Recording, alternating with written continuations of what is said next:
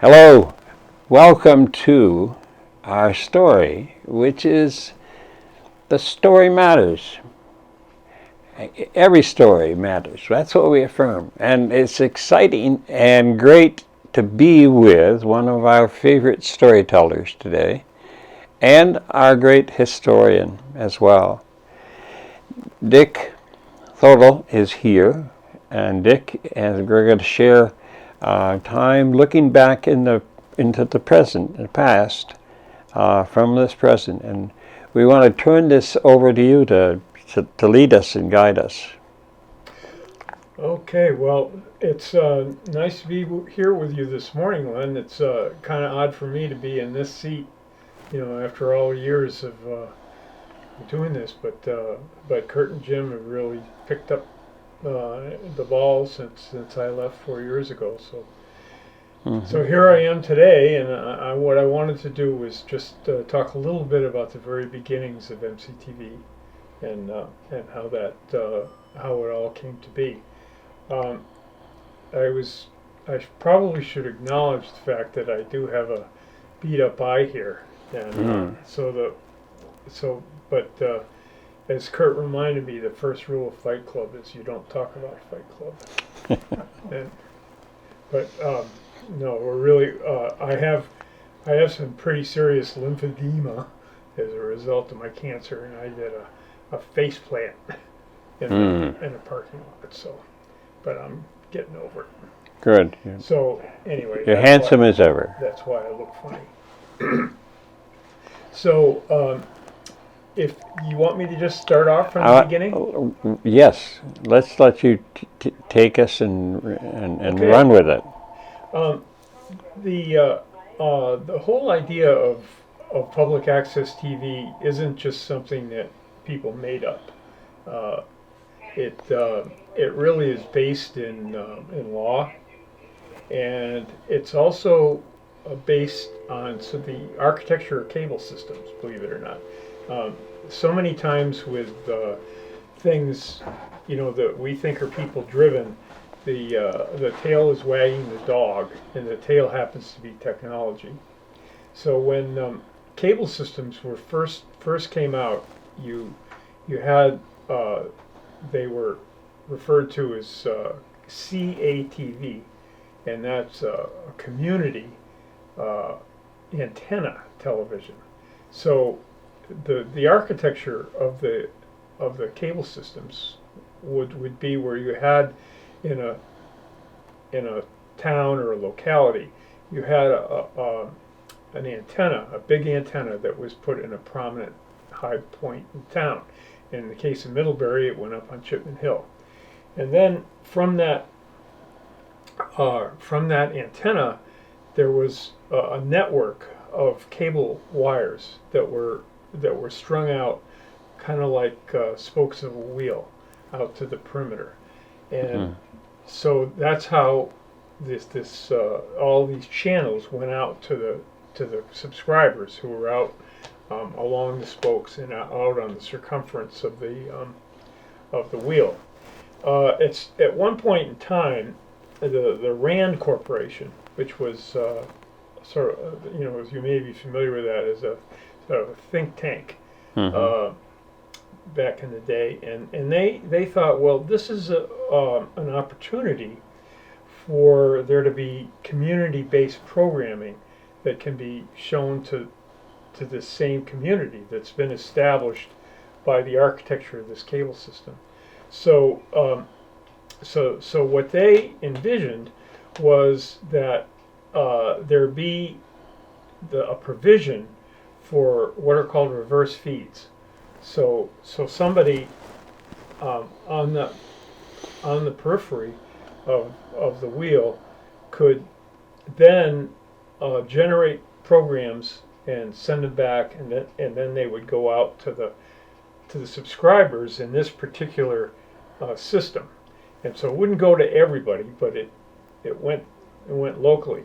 And so this was, fairly primitive, but the Telecommunications Acts that were done by Congress recognized this, and they put it into law because when the cable systems put out their system, they used existing telephone poles and telephone lines, and so they had to pay what is called a franchise fee, and the franchise fee is really amounts to rental of the phone lines and the and everything, and so the idea was that this franchise fee would be used to fund the public access, and so this was worked into the telecommunications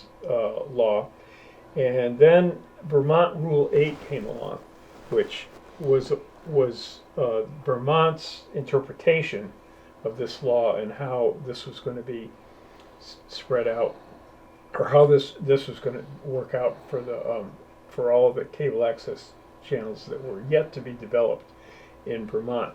So so early on, there were a group of people in Middlebury, and let's see, I know I'm going to leave somebody out, but there was Fred Dunnington, Don Keeler, Ted Otis, Ron Neef,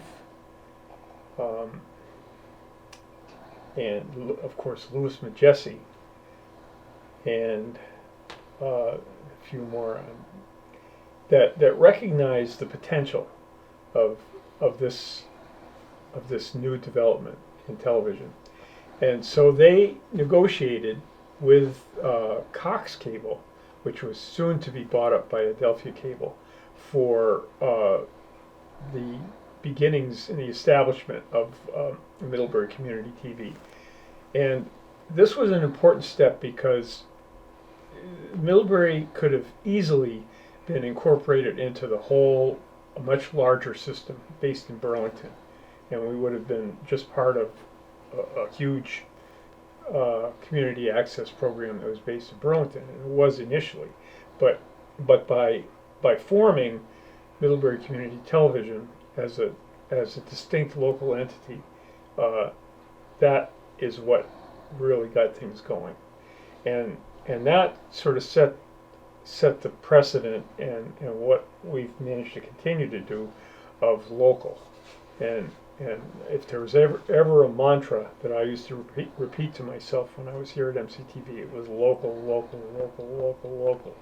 And this kind of flew in the face of the way the television was worked, back in the time. It was really not the way things were done. So when MCTV first went on the air, there was it was set up in the back room of Louis Majessi's library at Middlebury Union High School, and so this was just a really small space back there where there was a modulator, and a modulator is what will take the signal and put it into the cable system so that it can be shown locally, and then some playback decks, and just some then a great big camera and some great big decks. Everything was pretty big back then. The first camera of MCTV was big shoulder-mounted Sony. And so when this started, and Louis started off doing everything himself while he was still a librarian there at the high school, and he and eventually it got to be a little too much work, so they needed somebody to just do some of the grunt work on getting this stuff on the air. So they decided, the MCTV board decided that there would be an 8-hour-a-week technical director position, and so I was hired for that. And Louis told me when I came on board, he said, "Now, Dick, I know that you're sort of an artist in some ways and everything, but this is not. We don't want you to be a video artist.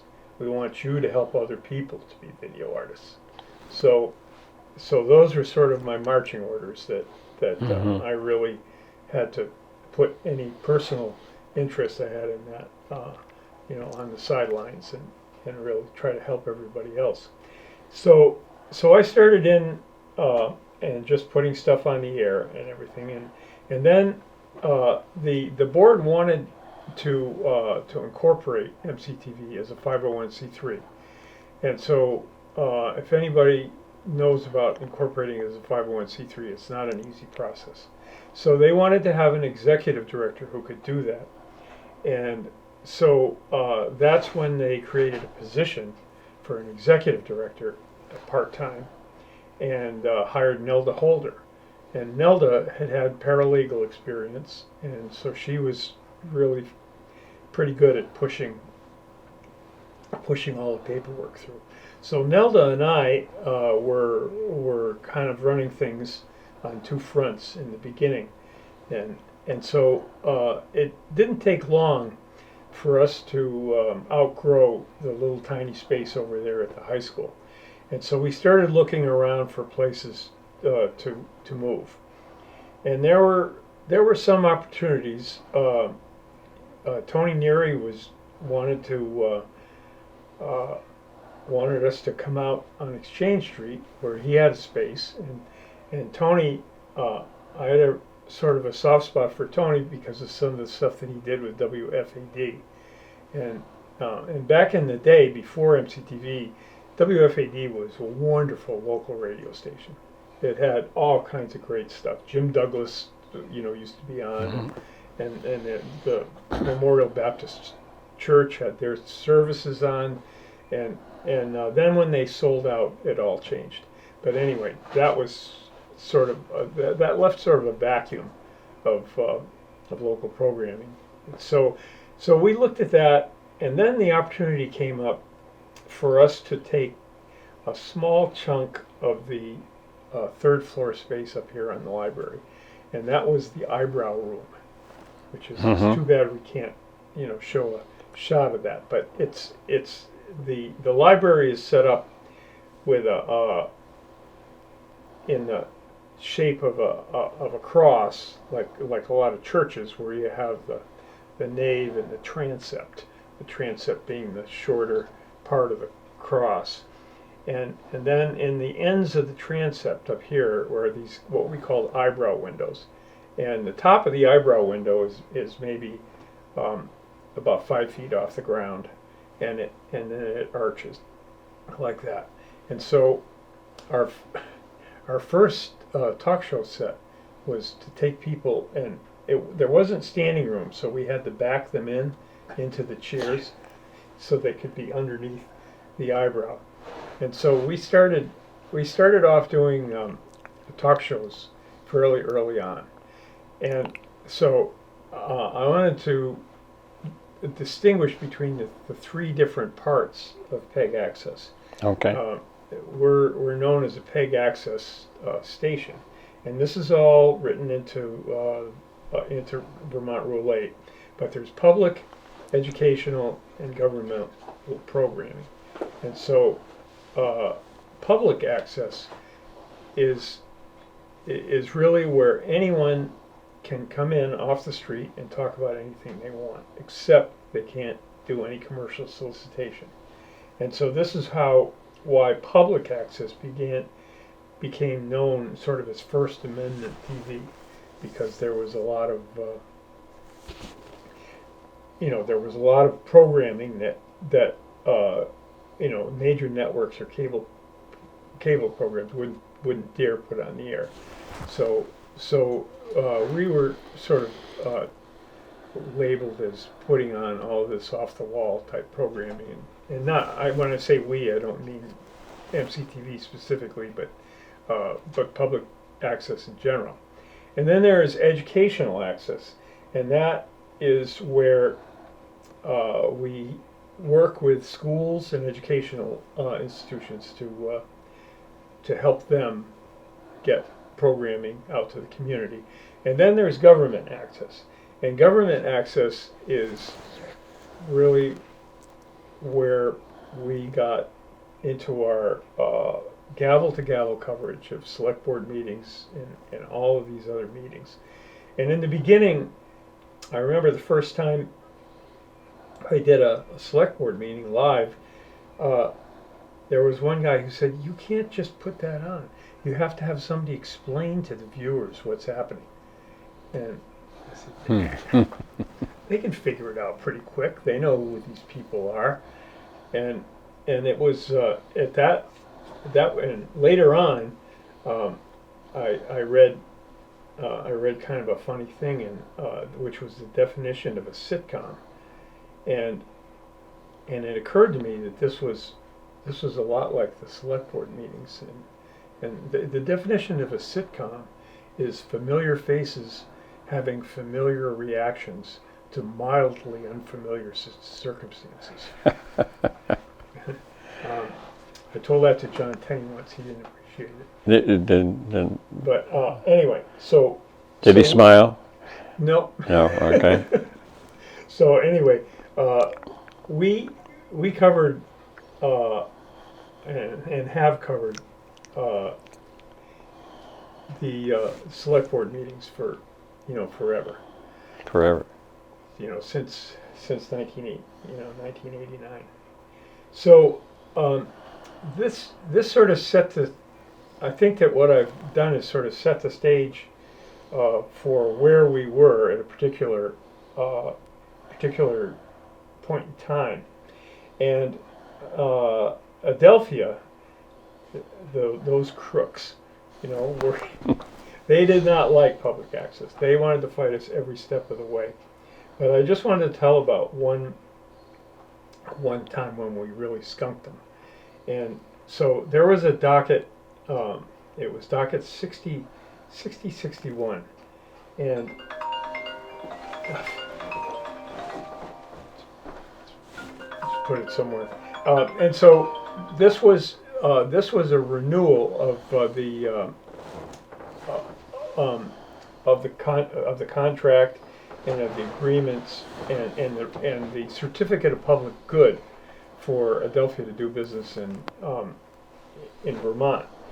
And so the PEG access stations, we were all interveners in this docket with the Public Service Board, and we were trying to advocate for as much as we could get for the PEG access stations as opposed to Adelphia, who were advocating for as much as they could take away. And there was an engineer up at the Public Service Department who Charlie Larkin, who really didn't like Adelphia. And one of the reasons that the Public Service Department people didn't like Adelphia was because they had personally sued them. Personally sued members of the Public Service Department. So he was, and one day I was sitting down with Charlie Larkin, and we were talking about the fact that in Burlington, when they had a 360 megahertz system, that there were 3 public access channels, or there was a public access, an educational access, and a government access channel, and each one of those had their own upstream and their own downstream bandwidth.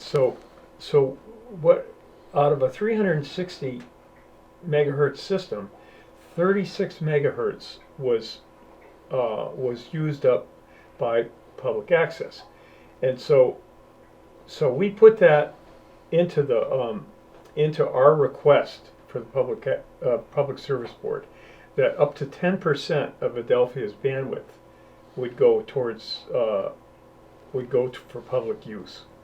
And so when the time came to litigate all of this, Adelphia had three law firms going. They had Cheney. Well, they had a Montpelier firm, then they had LaBeouf Lamb from Boston, and then they had another one from D.C., which was considered the number one telecommunications law firm in the country. And so this whole idea of us asking for 10% of their bandwidth went completely under the radar. They did not check it out. They were busy, going after us in all kinds of ways. And so the Public Service Board granted us 10% of Adelphia's bandwidth in the future. And so when they found out about that, they went ballistic and appealed it, and that. But it was a great victory. We skunked them good that time. So I don't know. I've gone on for a while. Do you have any questions? Yeah. I'd like to. Maybe you could take what you've been saying and help us see what it was like to get into all of these things and try to move them ahead, move them out, and what were some of the things that stand out in terms of your efforts to build on all of this? Back in those times, when I was a kid, I used to really like the Ed Sullivan Show, and one of the acts that they used to have on, it was kind of funny. Ed Sullivan would go, "Well, Mrs. Sullivan and I were in Eastern Europe, and we saw this act we want you to see," and they'd have this guy with plates. He had all these plates that he was spinning on. Oh yes. So I used to kind of think of myself as that guy spinning those plates. Spinning the plates. Just jumping from one thing to another. Yeah. So it was just trying to move all these things forward at the same time, and the great thing about it was we had so many interesting people come in here. I feel really, really fortunate to have met all the people in Vermont government and then people who had all kinds of ideas about things who came in. It was really, really great to get to know everybody. You mentioned some first people by recollection? I think that we had talk shows with, I encouraged all of our local representatives to have talk shows. And so actually the first one who really took the ball and ran with it was Tom Baer. Tom Baer had a talk show in here. And then Elizabeth Reedy had a talk show in here. And then the queen of all political talk shows was Betty Nuovo, who just cranked out interview shows like you wouldn't believe. And they all had guests from Vermont, people in government in Vermont. So we had we had governors and senators and heads of different departments and everything who came in. And at one point we even had a presidential candidate. Well, no, we did. We had Bernie was in here more than once. I take Bernie a number of times, but early on we had the Socialist Party candidate for president in, and so we had and I really encouraged people on both sides of the aisle or spectrum to come in, because the middle was pretty well laid out on mainstream TV, but to get some fringe people in was really, I think, good thing to do. So if any, I had people accuse me of running a right-wing television station, and I had people accuse me of running a left-wing television station, so I figured that's all right. Oh.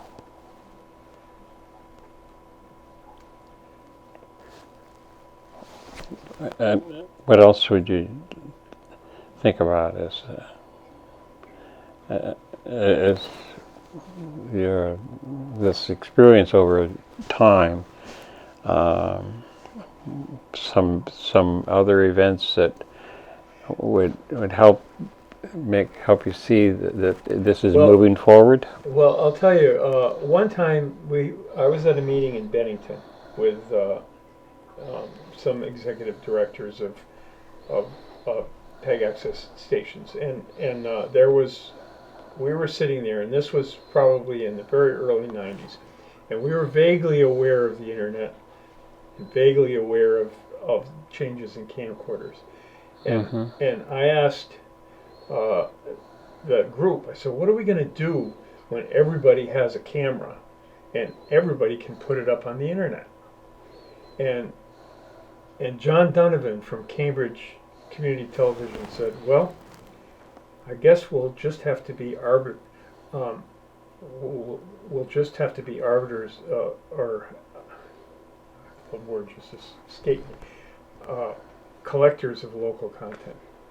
And so now today with YouTube and Facebook and everything, it's just amazing how the beginnings of Access TV turned into what's going on today. So I'd say that we were sort of a threshold to what's happening today. I remember that phrase that you've used a number of times, collectors of local content. Yeah, but there's another word that just escaped me. Well, yeah. Any last things that you'd like to say? Well, I just would like to say thank you for bringing me in and giving me an opportunity to reminisce about the old days. We thank you, Dick, for everything for so long, and we appreciate this day.